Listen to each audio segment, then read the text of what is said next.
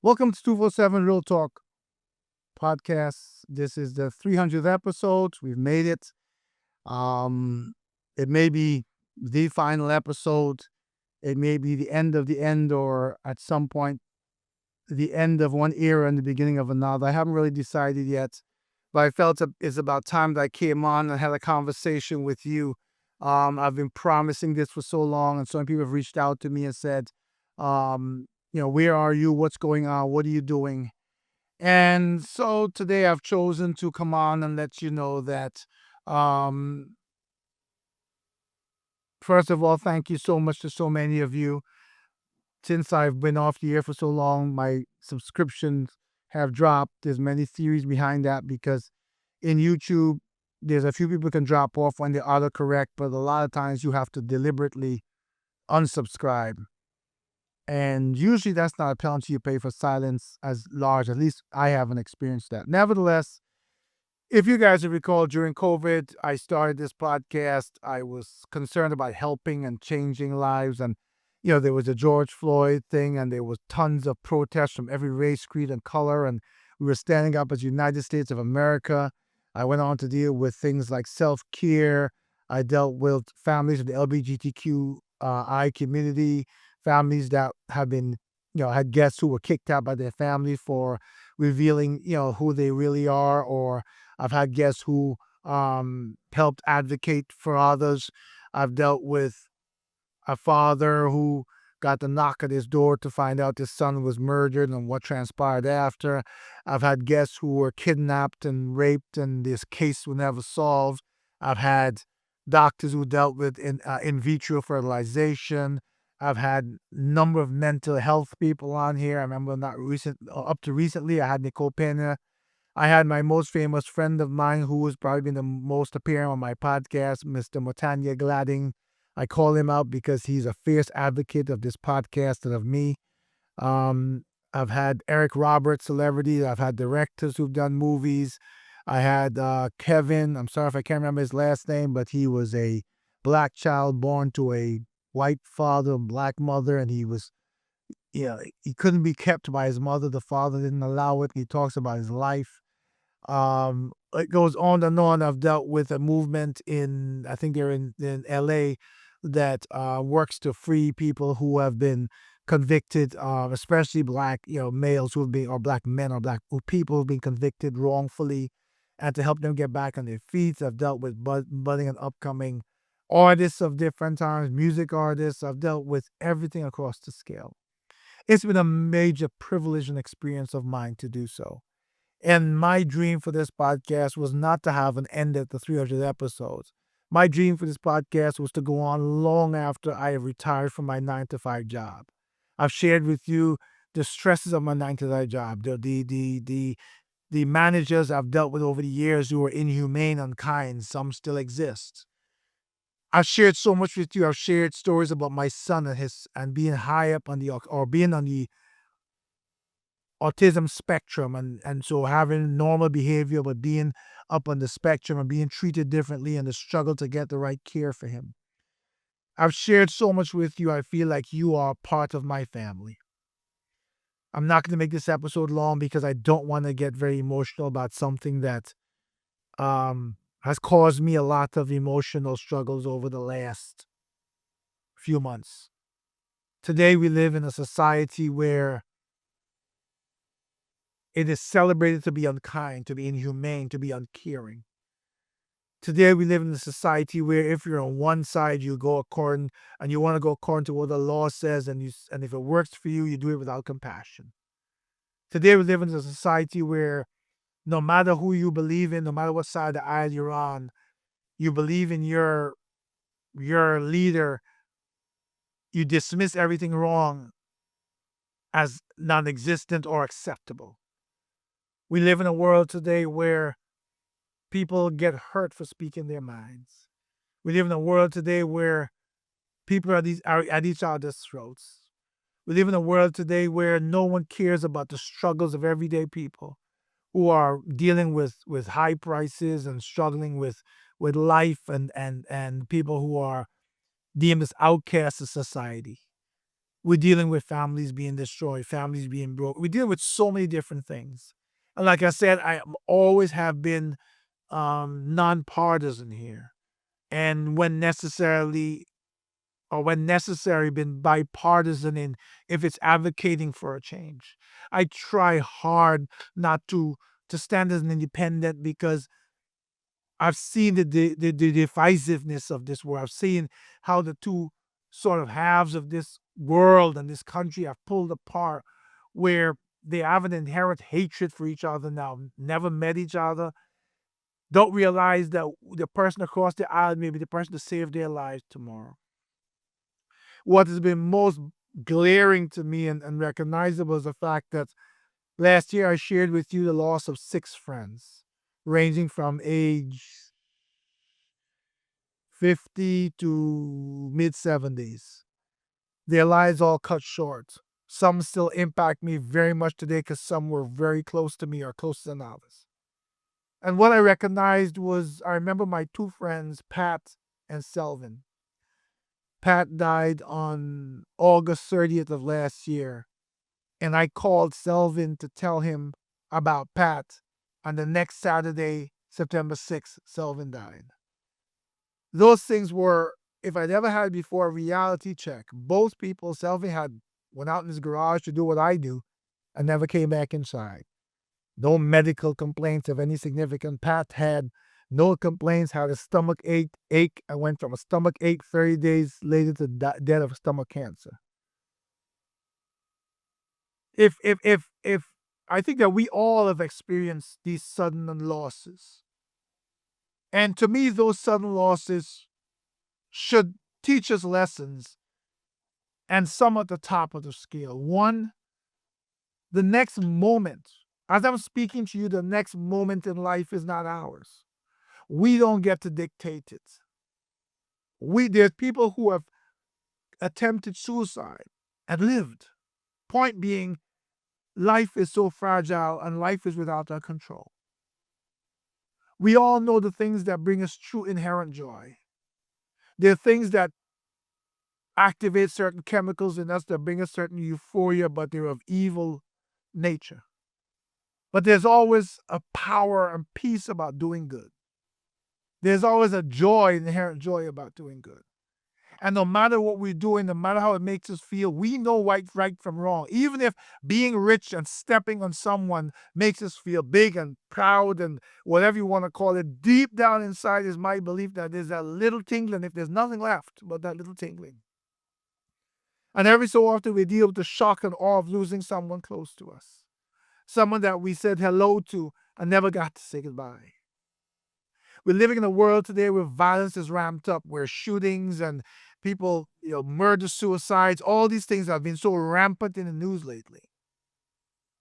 And yet, despite all of that, we seem to live in a world where we believe somehow that we control everything by power on earth, that it brings us joy to see another person in pain, that it brings us joy to see a family destroyed. As a podcaster and as a tech reviewer and all these things, I'm online all the time, and I struggle with some of the involuntary media that jumps up on my Facebook uh, timeline. I guess based on what I research for podcasting, etc., or the news I look at. But you look at it and you'll see um, someone was riding without a helmet. Let's just make this up, and he got into an accident and he died. And within the first 10 posts, something happens. Someone may jump in and say, I'm so sorry. The next person will say, oh, too bad for them. You should be wearing a helmet. They're lost. Next time, the family will know better. And then the next one will jump in and say, you know what?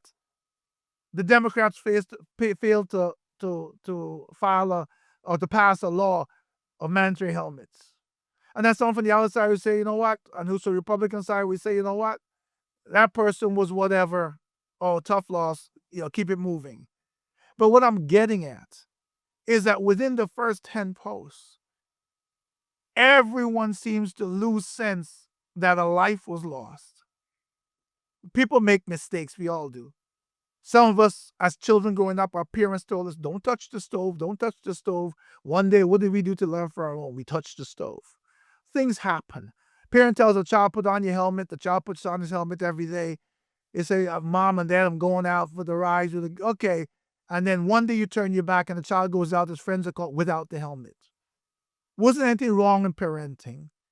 It was a certain age of a child, a certain responsibility, and you gave the child, and people do things.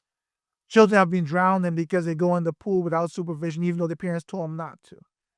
None of that should equate to posts of people cursing each other out, abusive, oppressive, vulgar language, telling some family who's hurting that it's their fault and it's good for them that it happened. Another responding that your incident, your isolated incident, is somehow connected politically because that is what is driving us now, that divide.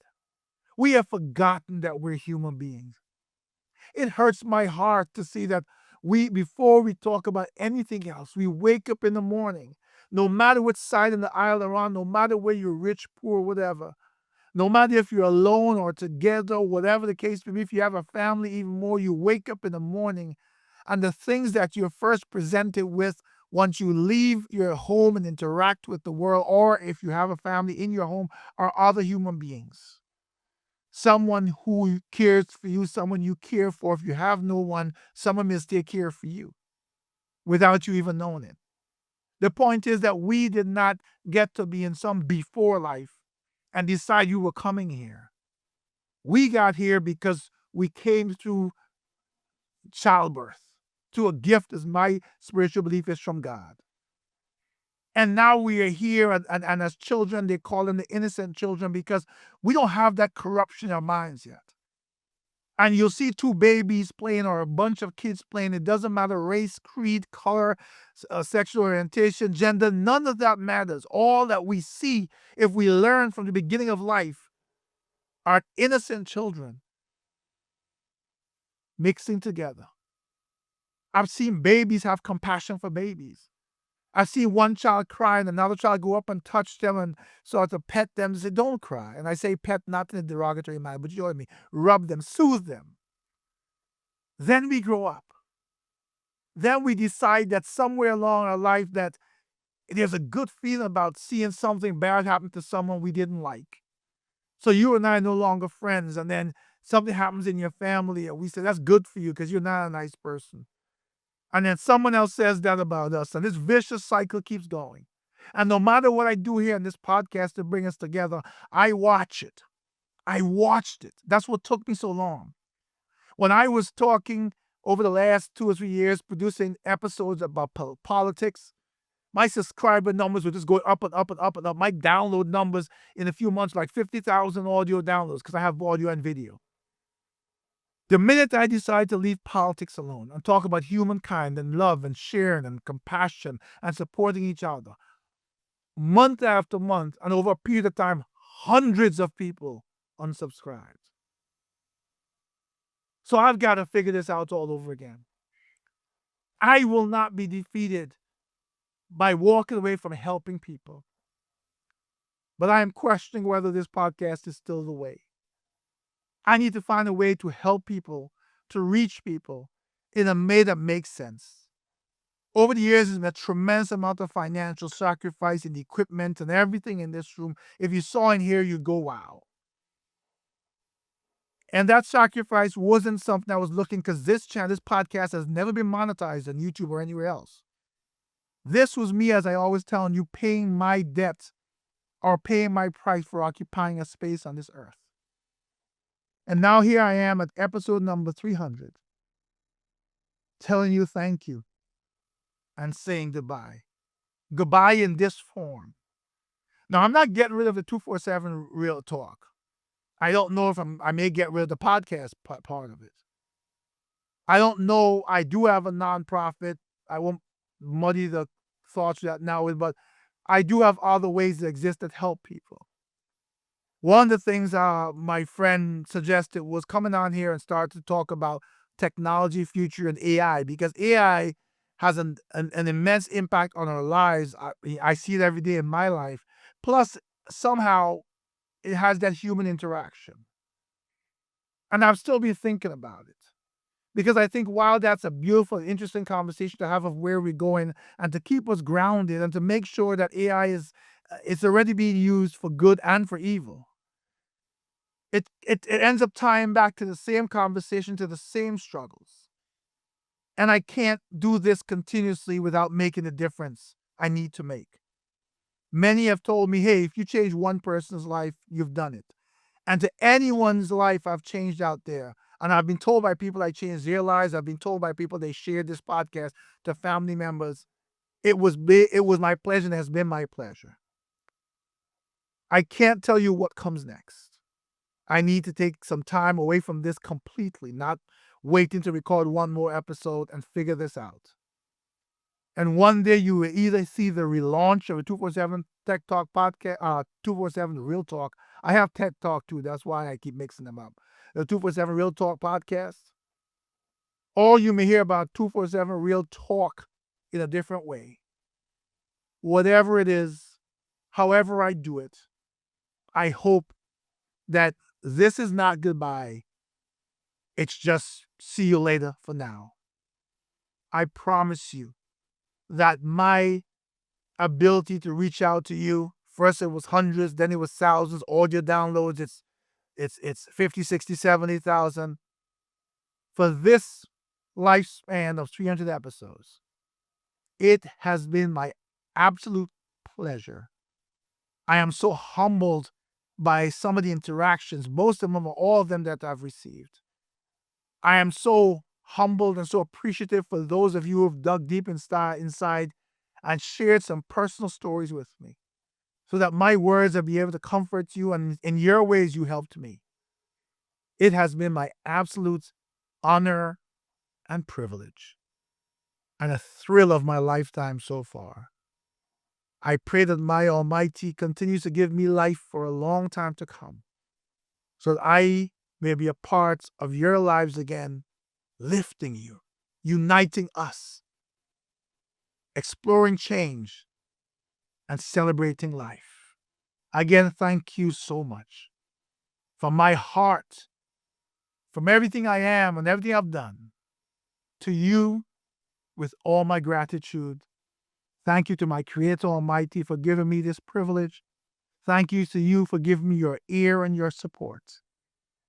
I'll say simply, see you later.